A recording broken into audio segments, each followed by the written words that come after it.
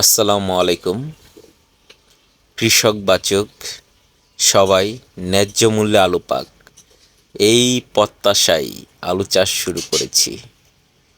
4 আঙ্গুল পরপর আলু লাগিয়েছিলাম, কিন্তু অতি বৃষ্টির কারণে সব আলু পচে যেয়ে এখন 1 হাত 2 হাত পরপর আলু গজিয়েছে।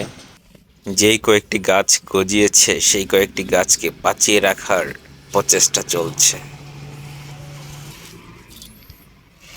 সার্সিটিতে কেমন লাগে? খুব ভালো লাগতেছে। খুব ভালো লাগতেছে।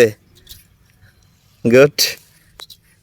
তাহলে তোমাকে প্রতিনিয়ত সার ছিটানো যাবে তোমাকে দিয়ে, তাই না? আর তুমি অনেক সুন্দর করে সার ছিটাতে পারো।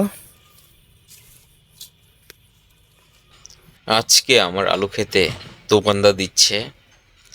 দোবান্দাটা মেনলি দিতে হয় 20 থেকে 25 দিনের মধ্যে, কিন্তু আমি দিচ্ছি 30 দিনে। সেই কারণে গাছগুলো অনেক বেশি বড় হয়ে গেছে। এটার কারণ হলো টানা বৃষ্টি হয়েছে। বৃষ্টির মধ্যে এভাবে মাটি দেওয়া যায় না। বৃষ্টি শেষ হলো, তাই আজকে আমি মাটি দিয়ে দিচ্ছি। যারা আমার মতো আগে আলু লাগিয়েছে তাদের বেশিরভাগই আমার মতোই অবস্থা।